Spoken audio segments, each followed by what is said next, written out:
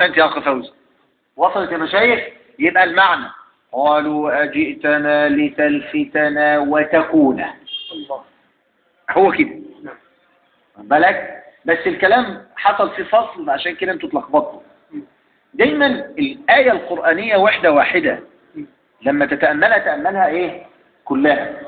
قالوا أجئتنا بالحق، قالوا أجئتنا لتلفتنا عما وجدنا عليه آباءنا وتكون. يبقى لتلفتنا وتكون. وصلت؟